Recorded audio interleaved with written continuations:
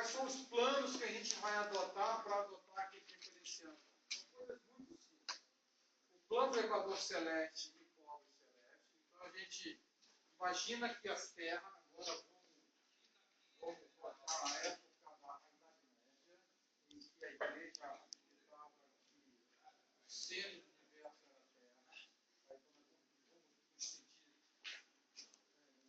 os donos do universo, vamos voltar a adotar que a Terra é o centro do universo. Então, tudo que eu vejo a partir da superfície terrestre, eu vou projetar no fundo ou lá no fim do universo.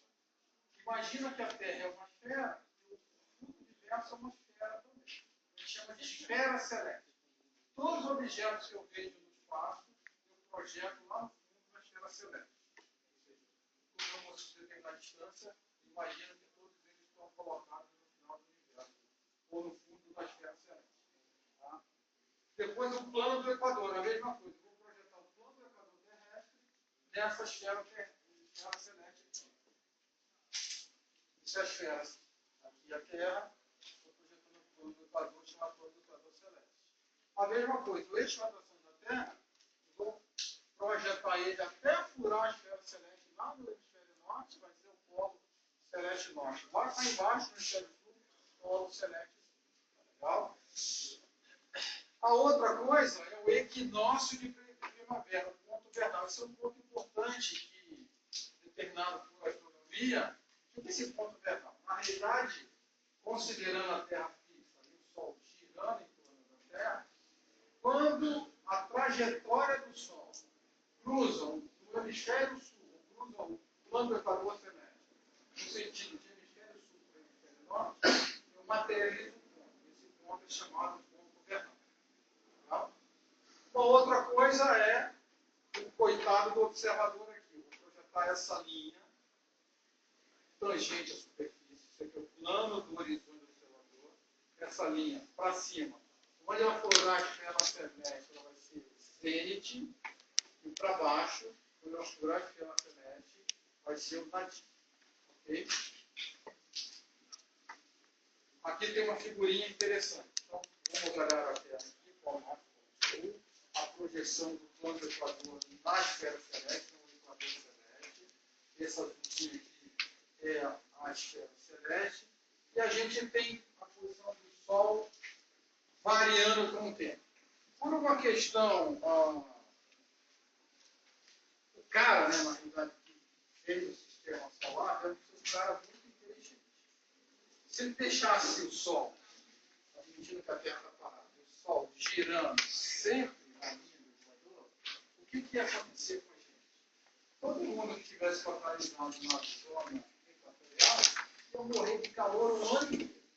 E todo mundo que estivesse mais próximo dos polos ia ficar congelado o ano inteiro. Então o cara que bolou esse sistema teve a sacada de eu vou dar uma inclinada. Então a Terra tem esse equador, ele inclinou o plano ou a trajetória do Sol. O Sol tem essa trajetória aqui inclinada em relação ao Equador de 23 graus e 27 minutos. Então é como se o Sol, imagina a Terra aqui, em vez do Sol fazer isso em torno da linha do Equador, o Sol fazer uma coisa um pouquinho inclinada. No máximo 23 graus. Tá? E isso fez com que a gente não tivesse tanto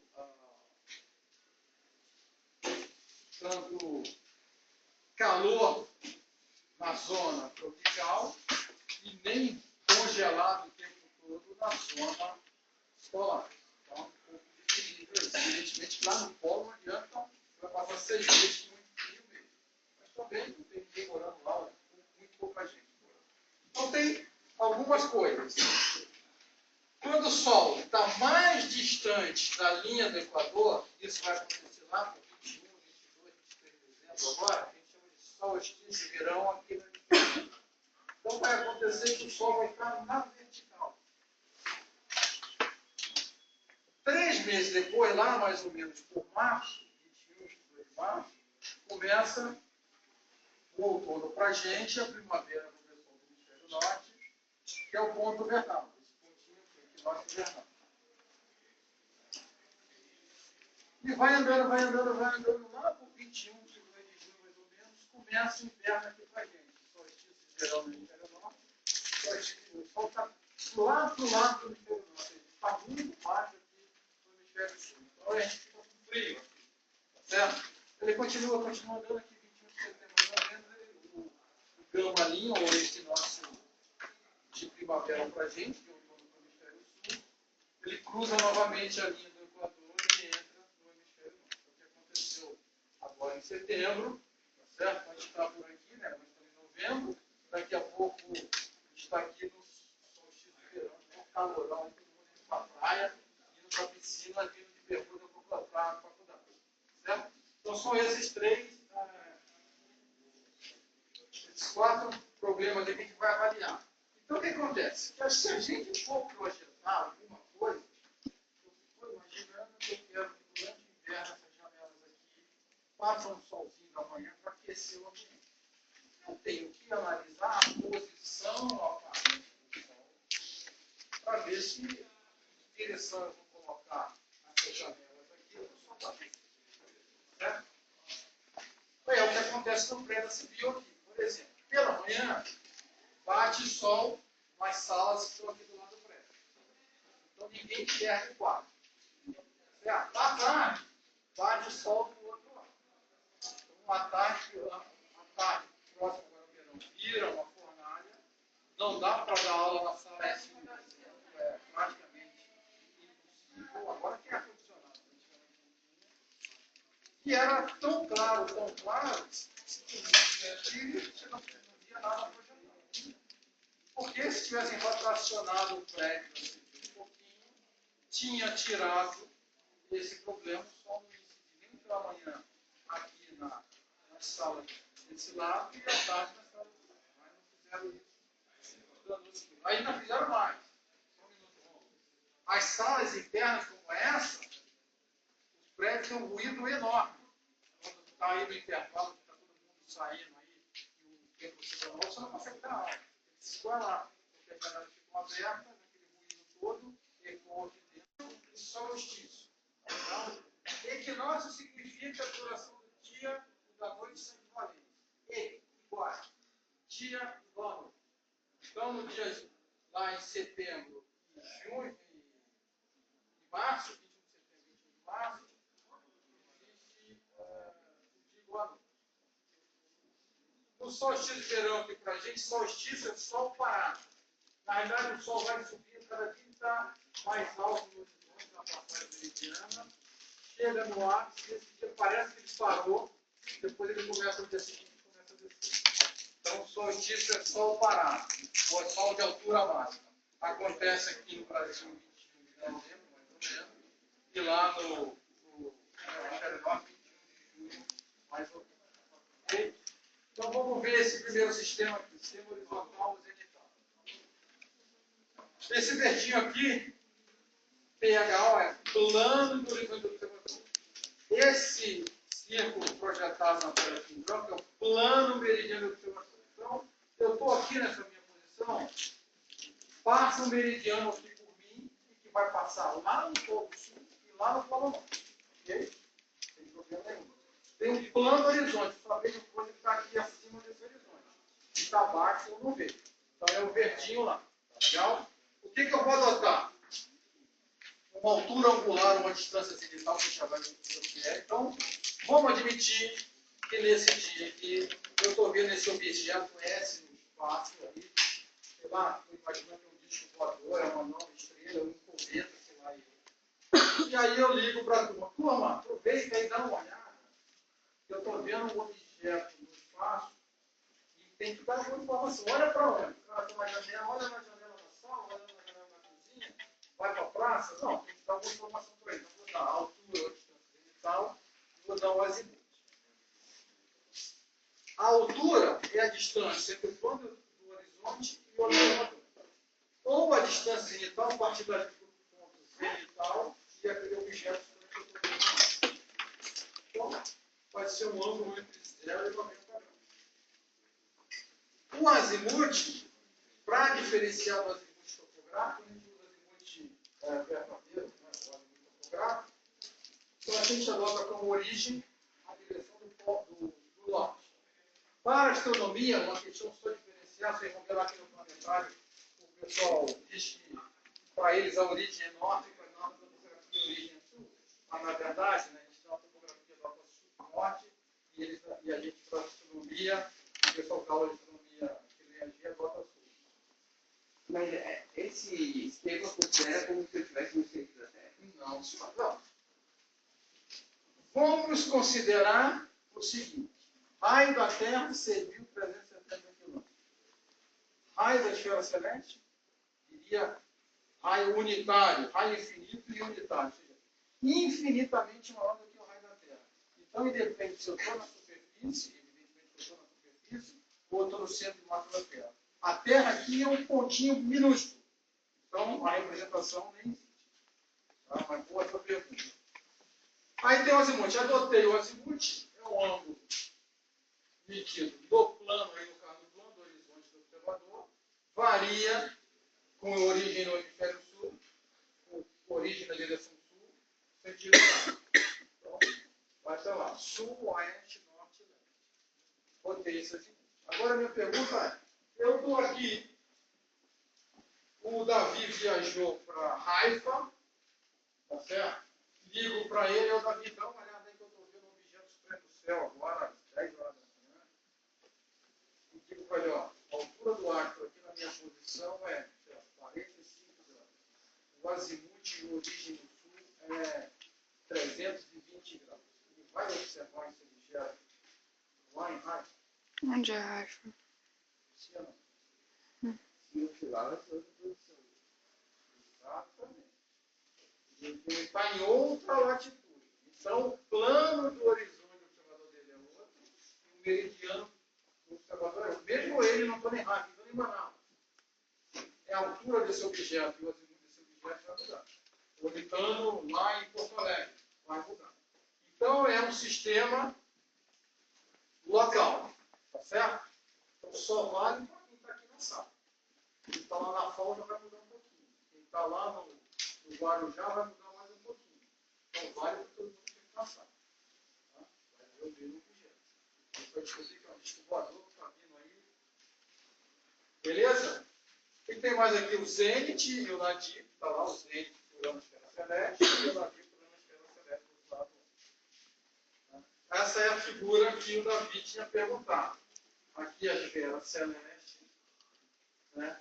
Essa parte em cinza aqui eu não vejo, é o que está abaixo do meu horizonte. Evidentemente tem a Terra me destruindo, né? Que é o meu horizonte, eu vou considerar a Terra. Então tem a altura do ar e o azimuth do ar.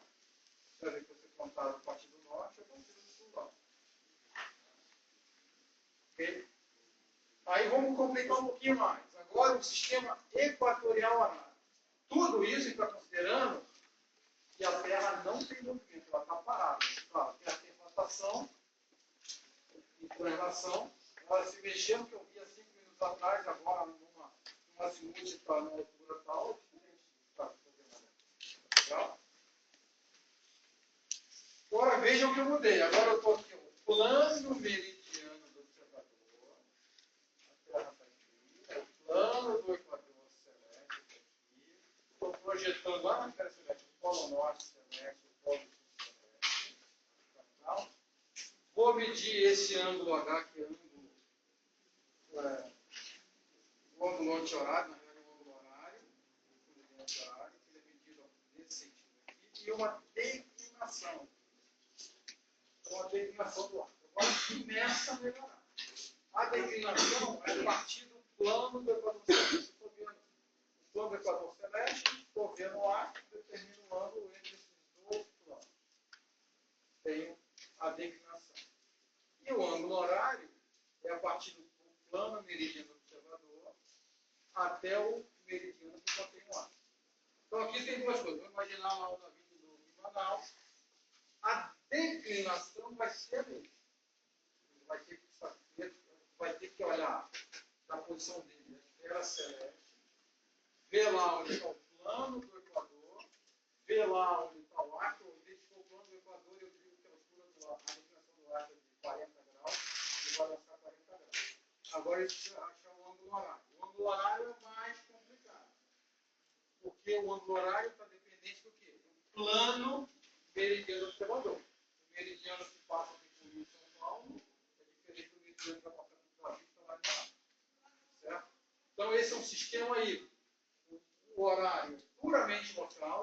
Esse é meio local e meio global. Tá? Aí a figurinha. Ó, como se estivesse na superfície da Terra aqui, ó, essa é a figura real. Essa é a pergunta que o Davi fez. Mas quando eu estou dentro da esfera celeste, isso aqui é o Davi. Veja que o Davi aqui está arrumadinho, parece até que está de gravata, né? Então ele está, a Terra está aqui embaixo, mas é tão pequenininha comparada com esse raio terrestre que não acontece nada. Veja o que eu desenhei aqui. Eu desenhei aqui o plano do horizonte observador, o zênite, o nadir, e aí coloquei aqui, ó, o plano do equador celeste, olha que bagunça, e a declinação do astro, o plano do equador e até a posição do astro. Então vejam que eu dei uma complicada. Eu estou mostrando o referencial equatorial baseado no normal, no horário. Tá? Aí o polo norte celeste está abaixo do horizonte e o polo sul celeste está acima do horizonte. Tá? Se a gente estiver lá, se nós pegarmos uma carona no topo e visitar a base americana lá no polo sul, a gente vai ver que o polo sul na vertical do lugar. O meu zênite vai coincidir com o polo sul celeste. Se eu estou na linha do Equador, agora todos nós vamos passear lá para o Amapá, na linha do Equador, a gente vai ver tanto o polo norte como o polo sul na linha do horizonte. O meu zênite aqui. Eu estou andando em cima de uma esfera, estou projetando. O Equador vai estar aqui. A linha do Equador lá no esfera celeste, o Equador celeste vai estar lá em cima. Okay?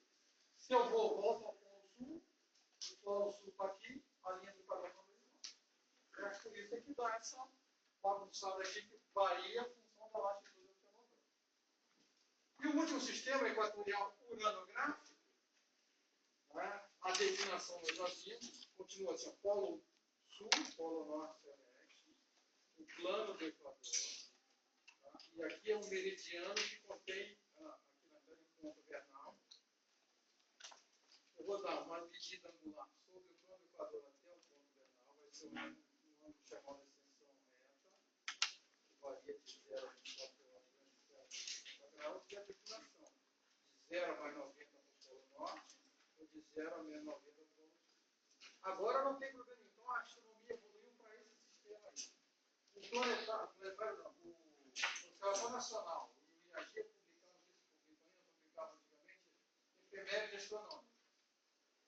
E lá você encontrava a seção reta e a declinação do astro de várias estrelas catalogadas. Então você sabia o dia. Você sabia o dia e a hora que a estrela vai estar em tal posição no céu, usando a seção reta e declinação. Okay? Aí o que você faz? Na verdade, você vai lançar a seção reta e declinação. Então, você faz a observação do astro,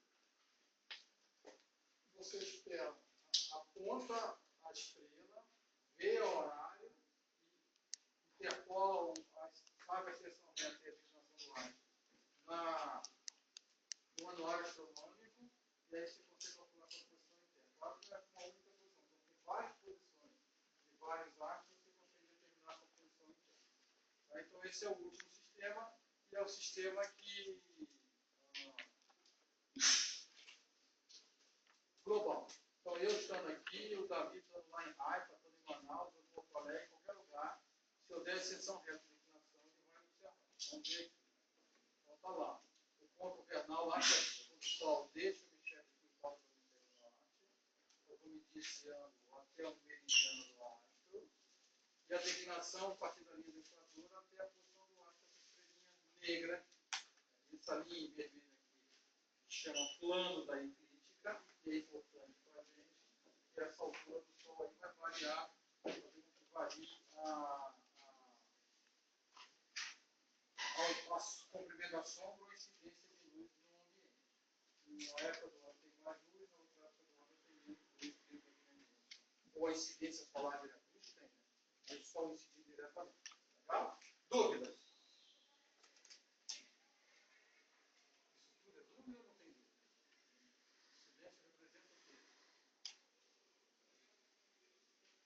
Então, vamos sobre tudo o conceito, para a gente tentar entender como é que vai construir o gráfico.